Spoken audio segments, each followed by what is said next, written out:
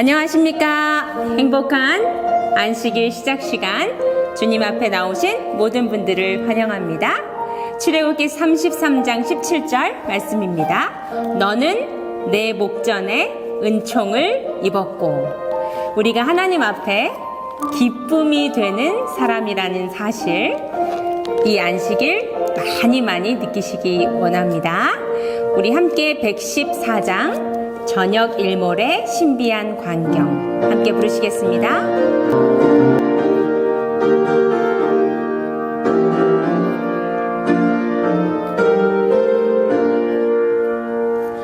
저녁 일몰의 신비한 광경, 또 일출의 아름다움, 그런 모든 것보다 더 놀라운 것, 주님 날 사랑하시는 것. 오 놀라운 일, 참 신비한 사실, 주님 날 참 사랑하심. 오 놀라운 일, 참 귀한 섭리, 주님 날 참 사랑하심. 봄과 가을의 신비한 변화, 저 하늘과 해와 별들,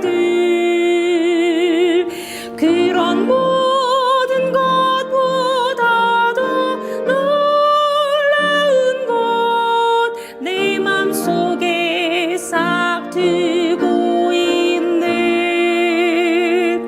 오 놀라운 일, 참 신비한 사실, 주님 날 참 사랑하심. 오 놀라운 일, 참 귀한 섭리, 주님 날 참 사랑하심.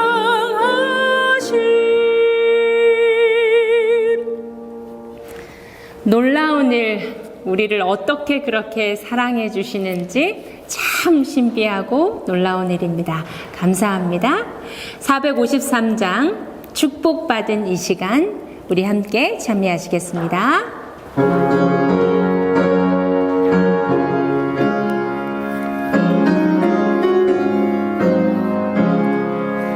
축복받은 이 시간, 기도하는 시간, 내가 겸손히 주께 다 아뢰이면 그의 보호하심이 나를 안위하니 얼마나 향기롭고 복된 시간인가. 복된 이 시간, 기도하는 때 지친 내 영혼 속에 은혜 향기 넘치네. 축복받은 이 시간, 기도하는 시간, 근심 걱정과 괴로움 다 아뢰이면 인자하신 우리 주 들어주시오니 얼마나 향기롭고 복된 시간인가. 복된 이 시간, 기도하는 때 지친 내 영혼 속에 은혜 향기 넘치네. 축복받은 이 시간, 기도하는 시간,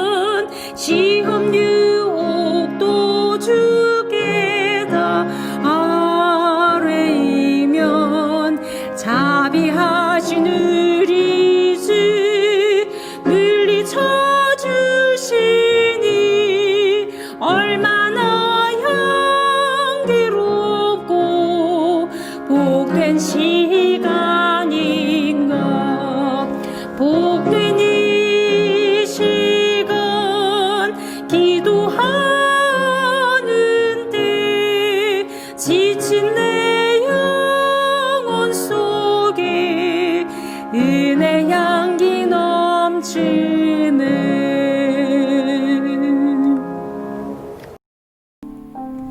수고하고 무거운 짐진 자들아 다 내게로 오라. 내가 너희를 쉬게 하리라. 나는 마음이 온유하고 겸손하니 나의 멍에를 메고 내게 배우라. 그러면 너희 마음이 쉼을 얻으리니 이는 내 멍에는 쉽고 내 짐은 가벼움이라 하시니라. 사랑하는 성도님들, 한 주간 모두 안녕하셨습니까? 오늘 허락하신 이 안식일 예배를 드릴 때 예수님 안에서 평안과 기쁨이 가득하시길 바라며 이제 예배를 시작합니다.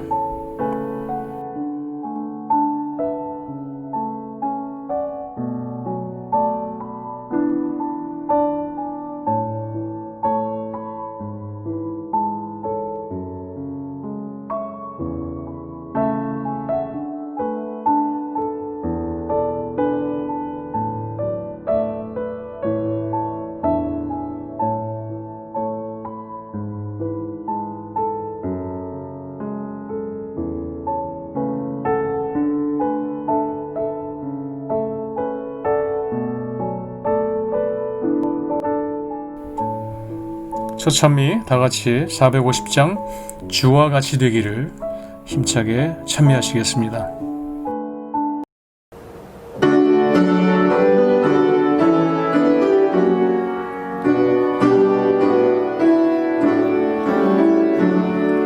주와 같이 되기를 내가 심히 원하니 온유하고 겸손한 주를 보게 하소서.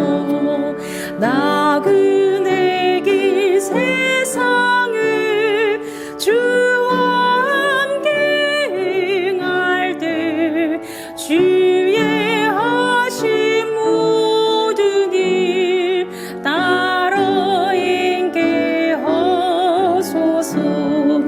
비록 작은 새라도 떨어지지 않도록 돌보시는 나의 주 나를 보호하소서.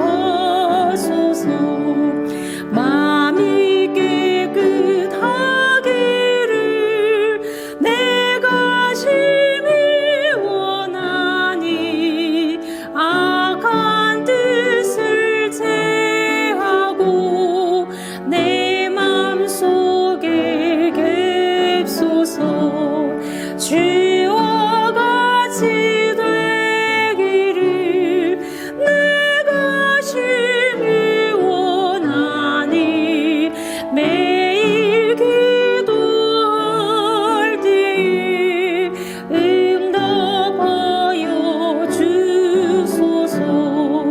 넓은 은혜 베푸사 선한 마음을 주시고 온전하신 나의 주 내 맘속에 갭소서.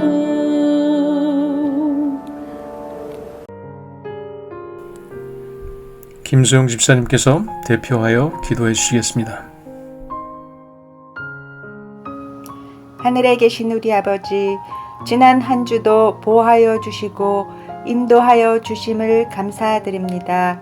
이 안식일 하늘법을 비추고 은혜 안에 불러주심을 감사하며 그 부르심 속에서 주님의 편지요 증인이 될 수 있도록 성령님 함께하여 주시옵시고 우리의 손 또한 그리스도의 손이 되어 모으고 기도하며 일하게 하여 주시옵소서. 아버지, 늘 말씀으로 양육받기를 간절히 원합니다. 그래서 주님의 보혈의 가치를 바르게 깨달아 밀물 같은 세상의 허탄한 파도에서 구하여 주시옵시고 우리에게 허락된 이 짧은 시간 우리의 영혼을 주님의 품에 보존케 하여 주시옵소서. 사랑이 많으신 주 예수 그리스도의 이름으로 기도드렸습니다. 아멘.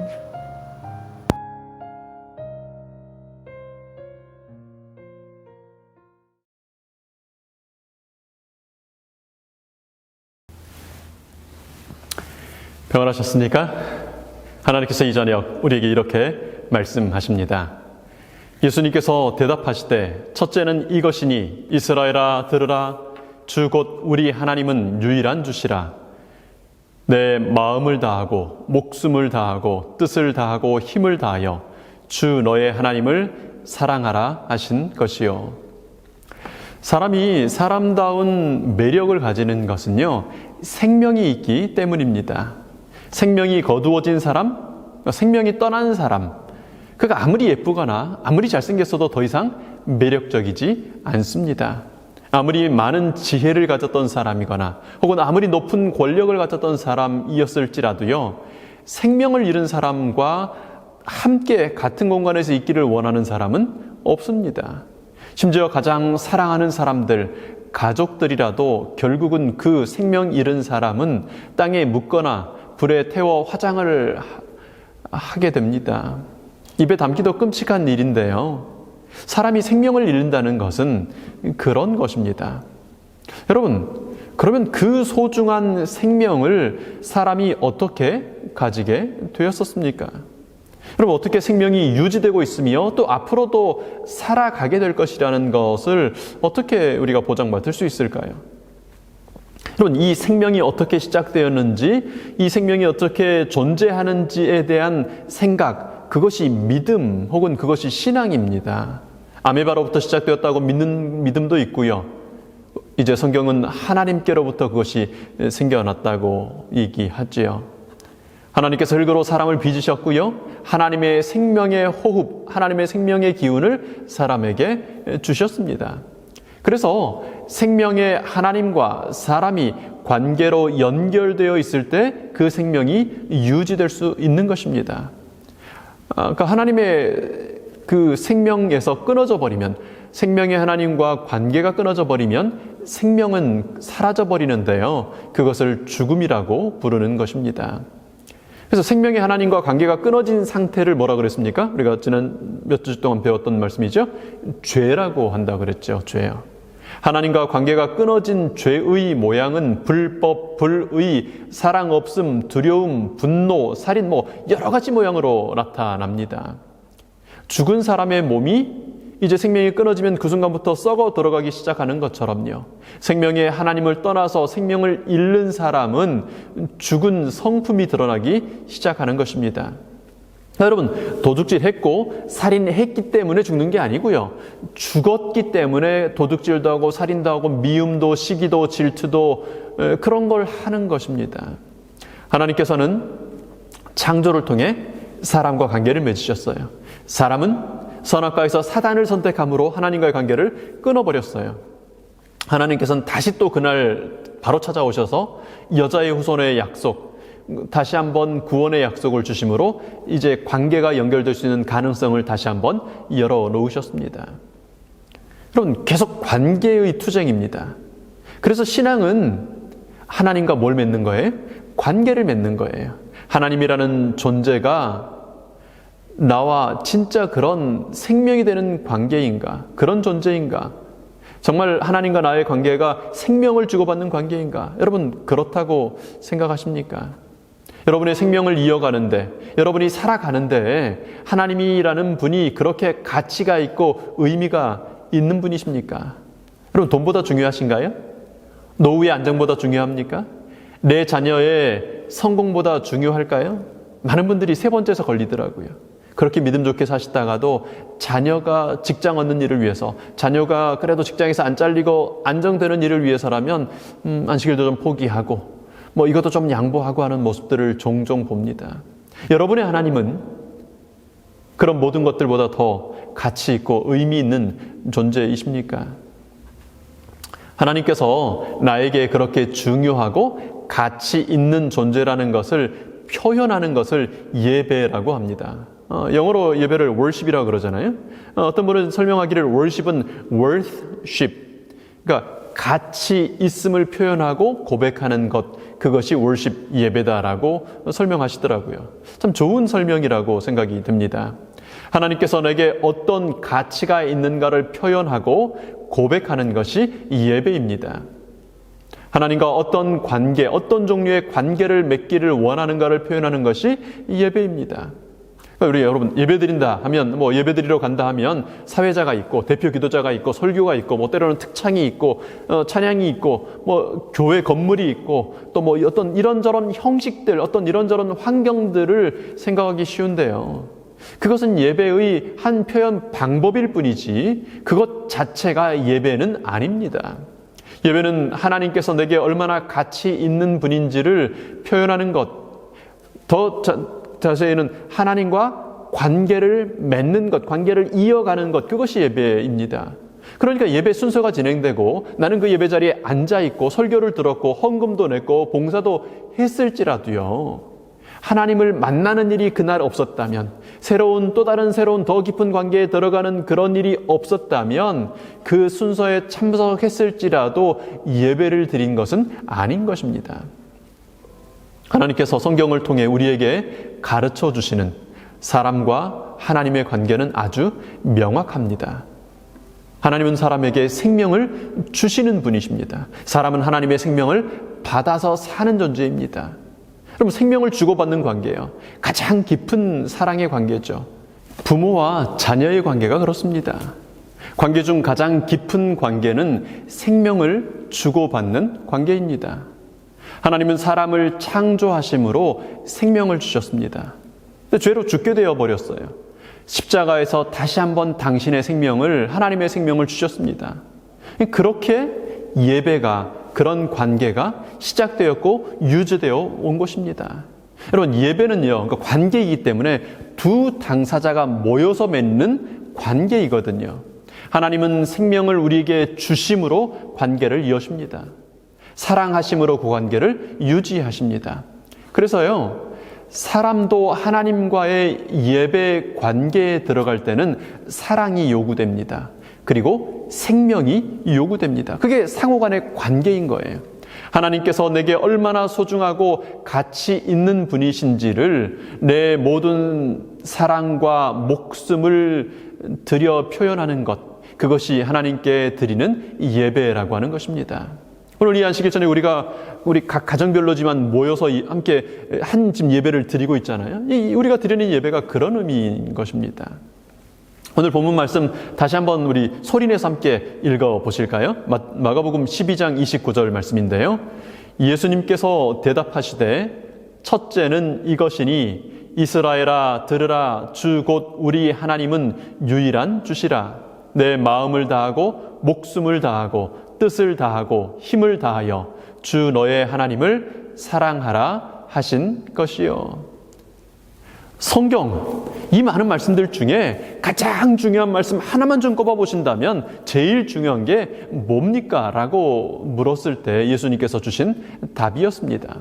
성경에서 가장 중요하고 첫 번째 되는 계명은 하나님과 사람이 어떤 관계를 어떻게 가질 것이냐에 대한 것이라고 예수님은 답해 주십니다.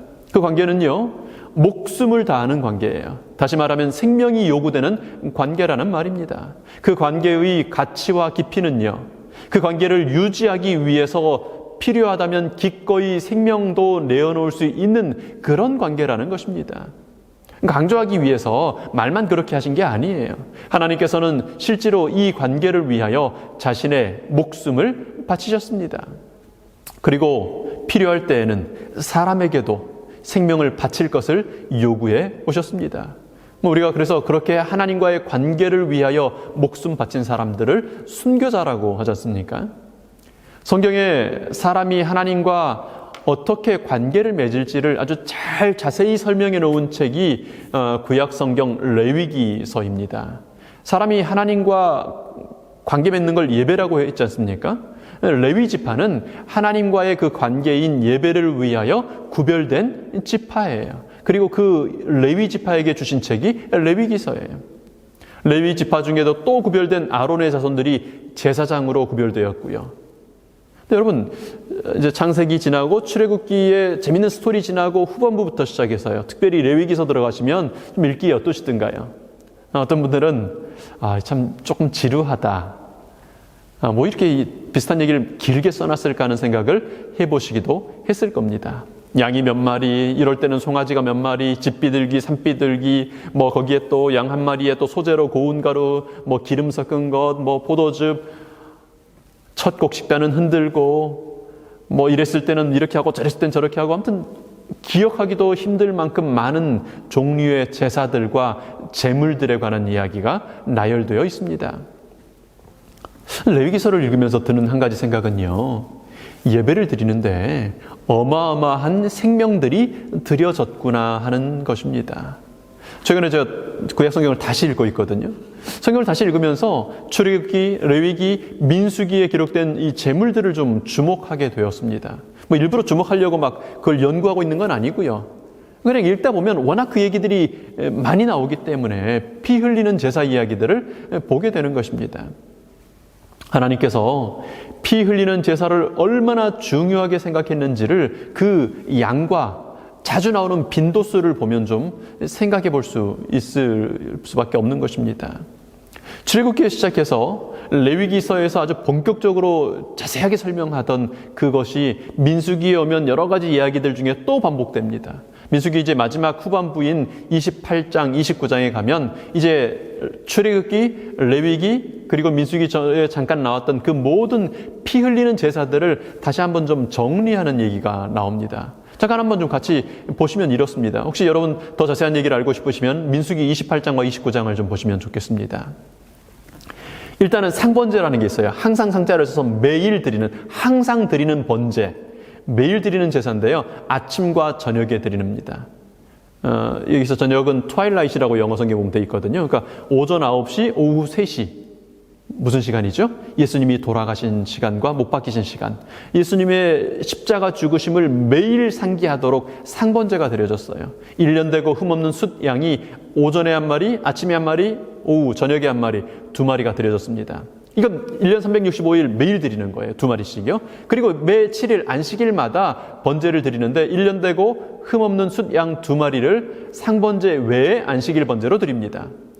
안식일이 4번 혹은 5번이잖아요. 그리고 나서 이제 매월마다 매월 1일 월삭이라 그러죠. 매월 1일에 수 송아지를 이번엔 2마리, 그리고 숫 양도 1마리, 1년 되고 흠없는 숫 양은 7마리, 마지막으로 속죄제로 숫 염소 1마리를 상번제 외에 드립니다. 6월절이 되면 6월절 어린 양을 드리고요. 6월절이 지난 그 6월절 밤이 지난 다음 날부터 시작해서 15일부터 21일까지를 7일 동안 무교절이 되잖아요. 이 무교절은 매일마다 수송아지 2마리씩, 숫양은 1마리씩, 1년 된 숫양은 7마리, 그리고 속죄제 숫염소를 1마리 드립니다. 7절절이 되면 무교절로부터 시작해서 49일이 지나고 그 다음 날 50일이 되는 7절절이 되면 다시 수송아지 2마리, 숫양 1마리, 1년 된 숫양 7마리, 속죄제로 염소 1마리를 드리도록 되어 있었습니다. 그 다음에 또 7월 1일이 되면 이제 대속죄일을 준비하라는 나팔절이 되는데 이때도 역시 같은 수의 제물들이 드려졌어요. 대속죄일이 되면요, 수송아지가 이때는 1마리더라고요. 숫양이 1마리고 1년 된 숫양 7마리가 드려집니다. 초막절이 되면 숫송아지가 13마리, 숫양이 2마리, 1년 된 숫양이 14마리, 속죄제를 위해서 숫염소가 1마리가 드려지는데요. 초막절은 7일 동안이잖아요. 이 7일 동안 다른 건 다 똑같고요. 숫송아지만 1마리씩 줄어듭니다. 그러니까 첫째 날은 13, 둘째 날은 12, 11, 10 이렇게 쭉 줄어들어요. 그래서 일곱째 날에 7마리까지 줄어들면서 매일 이렇게 7일 동안 드려집니다. 여러분, 지금 보시는 이 내용은 성전에서 공식적으로 드려지는 정규적인 제사의 피 흘림만을 정리해 놓은 것입니다. 개인적으로 죄가 있거나 민족적으로 어떤 부정이 있을 때는요, 아주 별도로 그 사건 때마다 드리는 소, 양, 혹시 그럴 돈이 안 되면 산비둘기, 집비둘기의 피를 흘렸어야 했습니다. 성소에서는요, 예배의 자리에서는요, 어마어마한 양의 피가 흘려졌습니다. 제가 그러니까 신약시대에 지금 목사가 돼서 그렇지, 만약에 구약시대의 제사장이었으면요, 평생 소 죽이고 양 죽이고 비둘기 이렇게 찢어 죽이고 하는데 시간 엄청 보냈을 겁니다. 혹시 저를 만나시면 피냄새가 일단, 그리고는 고기 탄 냄새 끊이질 않았을 겁니다. 아무리 몸에 뭐 이렇게 새 옷으로 갈아입어도 일단 제사장이 없으면 늘 그 냄새예요. 짐승들을 죽이고 손에 피를 찍어가지고 제단에 뿌리고 또 성소 안에 들어가서 휘장에 뿌리고요. 그것들을 태우고 매일마다 죄인들의 그 죄를 상징하는 그 죽임당한 희생제물의 고기를 또 먹어야 했어요. 그럼 하나님께서는 왜 이렇게 피 흘리는 제사를 요구하셨을까요? 그것이 하나님의 예배이기 때문입니다. 하나님께서 사람을 위하여 목숨을 바치시는 것이 무엇인지를 보여주시고 기억하게 하시는 것이 예배입니다. 하나님께서 사람을 위해 어떻게 하시는지를 보여주는 것이 예배라는 말입니다. 사람이 하나님께 어떤 가치를 지닌 존재인지를 나타내시는 하나님의 표현 방법이 구약의 예배였습니다. 오늘 이 말씀을 준비하면서요, 사실 이 주제가 여러 번 설교하고 가르쳐 왔는 내용이었는데 이번엔 되게 좀 어렵더라고요. 그래서 사실 여러 날 좀 고민을 하다가 말씀을 함께 이제 나누게 되는데요. 이 말씀을 준비하면서 예배에 대한 아주 새로운 개념을 깨닫게 되었습니다. 예배는 사람이 하나님께 드리는 것이라고 생각하시지 않습니까? 저는 그렇게 생각했습니다. 적어도 예배는 하나님께서 우리에게 주시는 구원에 감사하고 반응하여 사람이 하나님께 드리는 것. 그런데 여기 지금 성경을 보니까 예배가 하나님과 사람 사이의 관계라고 한다면요, 사람만 하는 것을 예배라고 할 수 없는 거예요. 만약에 사람이 일방적으로 하는 것만을, 하나님께 드리는 것만을 예배라고 한다면 예배는 관계가 될 수 없는 거거든요. 관계란 서로 맺는 것이니까요. 하나님께서도 하시고 사람도 해야 관계가 되는 거니까요. 그런데 성소 이 예배를 보니까, 성소에서 드려진 예배를 보니까 예배는요, 사실 사람이 무엇을 하는 것이 아니라 하나님께서 하시는 일들로 가득 채워져 있어요. 예배는 사람이 하나님께 드리는 것이기 이전에 하나님께서 사람에게 주시는 것입니다. 두세 사람이 모인 곳에 내가 오겠다고 하나님이 약속하셨잖아요. 근데 예수님 이름으로 모인 이곳에 하나님이 오셔가지고는, 야, 그래, 너희들 예배 잘 드리나 보자. 내가 좀 받을 만한 너희의 마음이 있는지, 너희 잘 준비됐는지 내가 한번 검사하러 갈게. 이게 아니더라고요. 하나님께서는 자신을 주시기 위하여 예배의 자리에 임하십니다. 그거 이스라엘 백성들의 양이었고 그 사람들의 소였고 그 사람들의 재물이었잖아요. 하나님께서 뭐라 그러십니까? 너희의 재물 얻을 능이 누구에게 있었느냐고요. 노예 생활하던, 이집트에 노예 생활하던 그 사람들에게 그런 재물이, 그런 것들이 어떻게 주어졌어요? 하나님의 능력과 기적으로 그들에게 주신 선물을 드렸지 않습니까? 그러니까 이스라엘 백성들이 성전에 내 것 갖다 드린 것 같은데 사실 그것마저도 누가 미리 준비해 주신 거예요? 하나님의 큰 팔과 펴신 능력 있는 팔로 준비해 주신 거예요. 재물마저도 누가 준비하세요? 아브라함이 그 아들 이삭에게 말하는 것처럼요, 하나님이 친히 준비하셨어요. 하나님께서는 자신을 주시기 위하여 예배의 자리에 임하십니다. 자신의 피를, 자신의 생명을 예배자들에게 주시기 위하여 오십니다. 왜요? 왜 그렇게 오세요? 죄 없는 하나님의 피 흘림이 없이는요, 죽을 죄인이 죄 사함을 받을 방법이 없기 때문입니다. 하나님께서 죄인인 우리를 죽기까지, 그분의 생명을 주시기까지 사랑하시니까요. 그래서 예배에는 반드시 하나님의 피 흘리심이 있어야 합니다. 거기 하나님의 피가 없으면 그건 제사가 아니에요. 예배가 아닙니다. 하나님의 생명의 피가 없는 예배는요, 죽은 예배예요. 하나님에게 있어서 예배의 관계를 맺는다는 것은요, 자신의 목숨을 주시는 것을 당연히 기본으로 전제로 하는 것입니다. 그래서 성경에서 가장 중요한 계명이 뭡니까? 라고 물었을 때 예수님은 목숨을 다하여 사랑하는 것이라고 말씀하신 것입니다. 그 말씀의 의미는 하나님께서 자신의 목숨을 우리에게 주시는 것을 가장 중요한 것으로 생각하신다는 말인 것입니다. 그래서 우리가 가진 우리가 살아오는 이 역사가 그렇게 나뉘잖아요. BC, AD, Before Christ. 우리에게 생명을 주시러 오시는 그리스도, 예수님, 그분 이전과 이후로 역사가 나뉘지 않습니까? 하나님께서 성경에 가장 중요하게 생각하는 것, 우리에게 생명 주시는 그 일이었습니다. 사람이 무엇을 하는 어떤 것이 아니고요. 목숨을 다하지 않는 관계는, 십자가가 없는 관계는 죽을 죄인에게 생명을 주지 못하기 때문에요. 여러분, 레위기 예배 규정들, 양들의 피를 보시거든요. 출애굽기 혹은 민수기에서 송아지들, 숫, 염소들, 비둘기들의 피를 보시거든요. 솔로몬의 3000번제에서 그 무수한 피들이 흘려지는 것을 보시거든. 그것이 하나님의 피에 대한 약속이었음을 보시게 되기를 바랍니다. 하나님은 그렇게 우리 사람들과 관계를 맺으십니다. 여러분이 오늘 이 안식일 저녁 예배를 드리고 있다는 것은 그런 의미가 있는 것입니다. 하나님의 생명 값을 담보로 이렇게 우리가 하나님의 이름을 부르며 하나님의 말씀을 듣고 하나님께 기도하는 것입니다. 감히 이 더러운 입술로 하나님의 이름을 부르면서요, 이 더러운 마음 속에 하나님의 그 성호를 기리면서요, 만약에 십자가가 없었다면, 만약에 하나님의 아들의 피 흘리심이 없었다면 우리는 벌써 죽었어요. 태양을 똑바로 쳐다보고 시력을 간직할 수 있는 사람이 없는 것처럼요. 하나님의 성호를 부르며 이 더러운 죄인이 하나님을 부르며 살아있을 수 없는 것입니다. 그러나 십자가에 피가 있었기 때문에 우리는 기꺼이 하나님을 아버지라 부르며 예수님을 우리의 큰형님, 맏형님이라고 부르며 우리의 형제 되신 것을 부끄러워하지 않으신 그분을 우리의 주님이라고 부르며 우리가 예배 드리는 것입니다. 사탄의 거짓말 중에 가장 효과적인 거짓말 한 가지는요, 예배는 가볍다고 하는 거짓말입니다. 예배는 우리의 최선을 다해서 드리는 것이라고 하는 거짓말입니다.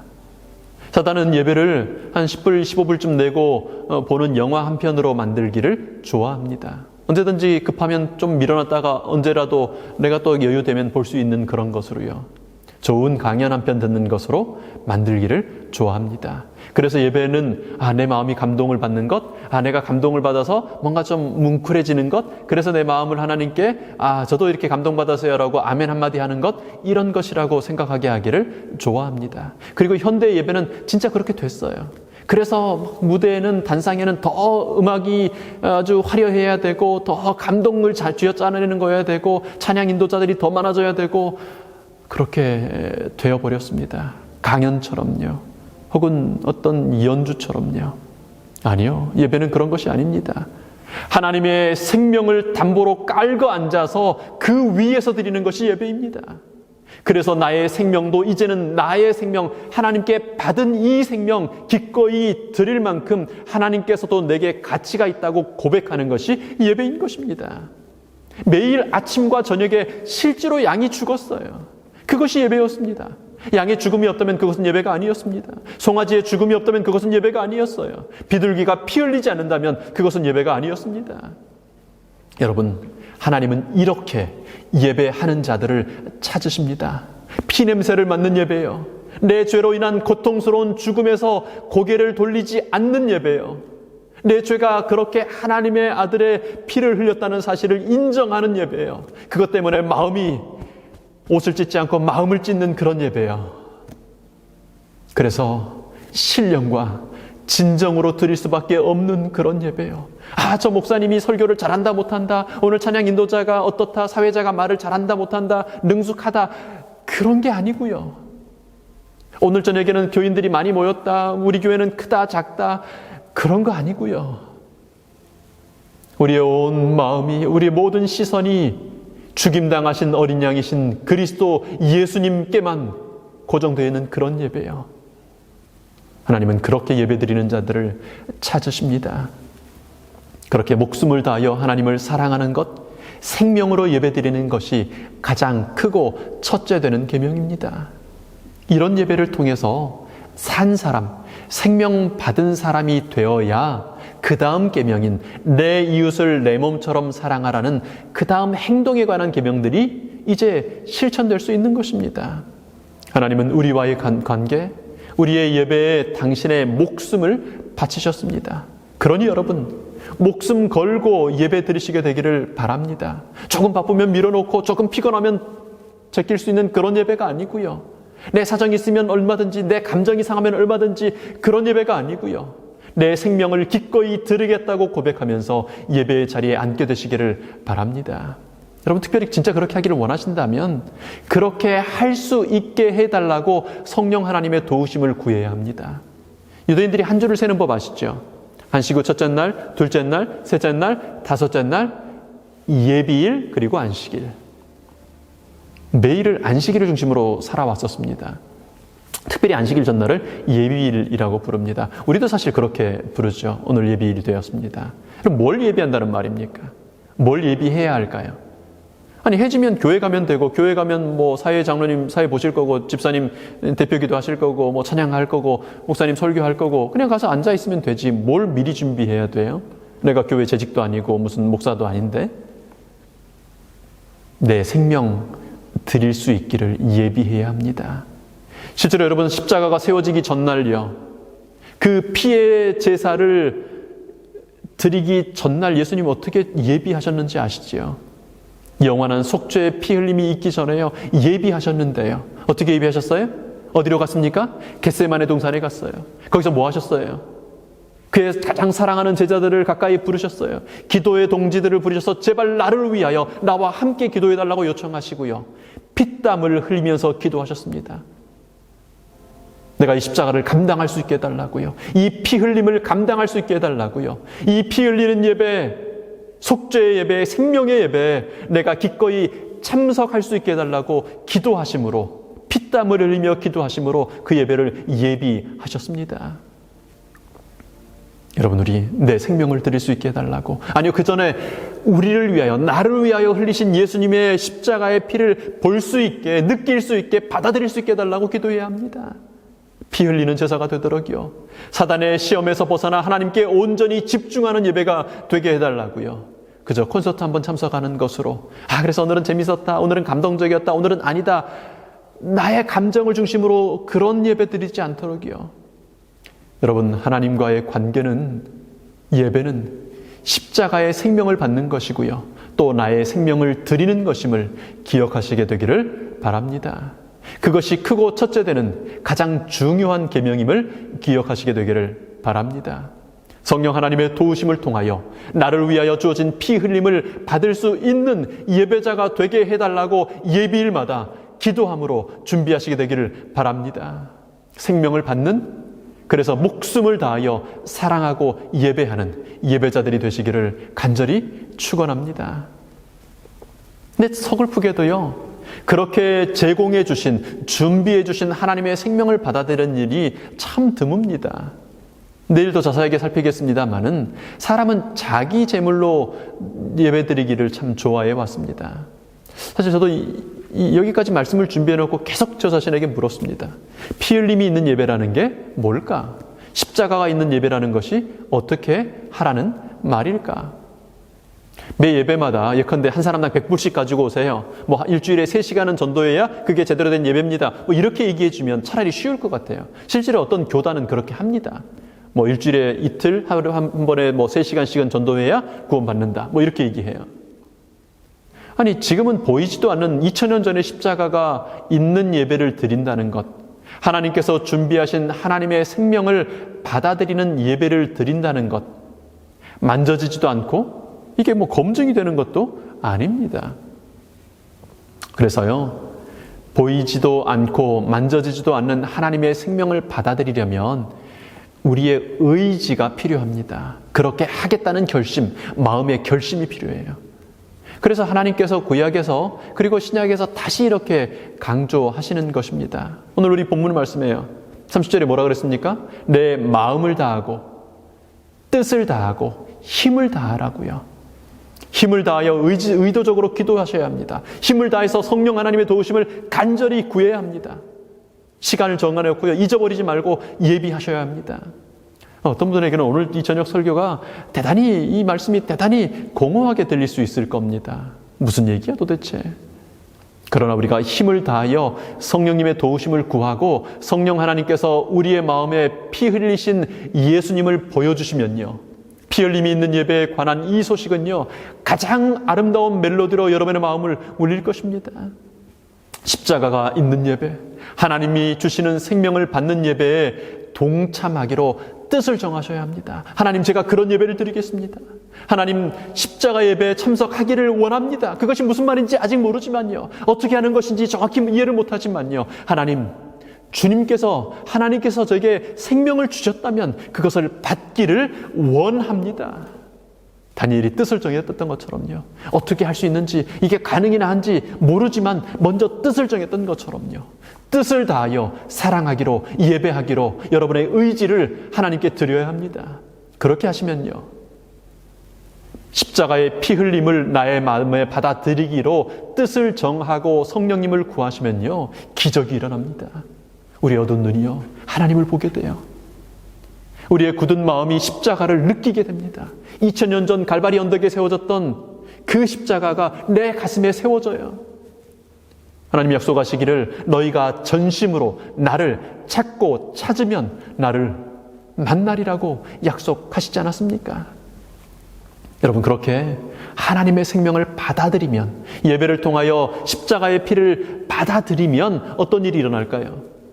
성령님께서 우리 마음에 십자가의 피를 보여주시고 우리 마음의 문 좌우 설주와 임방에 그 십자가의 피를 성령의 우슬초로 뿌려주시면, 우리 마음속에 그렇게 새겨주시면 우리 예배가 어떤 힘을 가질까요? 피 흘림이 있는 예배는요, 지난 하루 동안 지쳤던 마음이 살아나게 하는 예배입니다. 그래서 새로운 아침을 맞게 하는 예배예요. 지난 한 주 동안 무기력했던 마음들, 살면서 지쳤던 마음들, 그 마음들이 힘을 얻고 살아나게 하는 예배입니다. 거기 생명이 있기 때문이에요. 나를 위해 시간을 내주는 사람이 있는 거 참 기분 좋은 일이잖아요. 그런데 나를 위하여 생명을 내주는 분이 있다는 사실을 안다면, 남편과 아내와 조금 다퉜거나 아이들과 좀 사이가 안 좋거나 삶에 어떤 문제가 있거나 내 어깨가 좀 아프거나 허리가 좀 불편하거나 그런 것들이 우리를 어떻게 하지 못합니다. 힘이 나죠. 신이 납니다. 그것이 생명 있는 예배의 열매입니다. 그것이 하나님께서 우리와 나누기를 원하시는 예배입니다. 내가 열심히 일해서 내 능력만큼만 기뻐하는 예배, 시간이 조금만 지나면 그것들이 시들어져 버리는, 그리고 상해버리는 가인의 예배가 아니고요, 살리는 예배예요. 부활시키는 예배예요. 우리 속에서 솟아나 다시 목마름이 없게 할 생명수의 예배예요. 여러분, 아벨이 그런 예배를 드렸잖아요. 십자가 있는 예배에 나아갈 때 우리는 그렇게 됩니다. 여러분, 힘이 빠지실 때가 있으시지요? 특히 이 팬데믹 기간에 집에만 계시는 성도님들 더 그러실 겁니다. 하루에 3번, 5번씩이라도 예배 드리시게 되기를 바랍니다.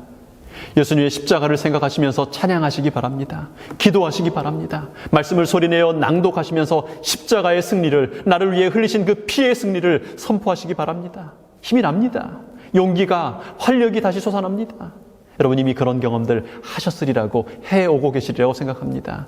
혹 아직 그런 깊은 경험을 하지 못하셨다면요, 겟세마네 예수님을 기억하시길 바랍니다. 그냥 안식일 맞지 마시고, 그냥 가족 예배, 아침 예배 맞지 마시고요, 예수님은 그 금요일 예배, 십자가 예배를 위하여 그 전날 피땀 흘리면서 간절히 기도하며 함으로 그 예배를 준비했지 않습니까?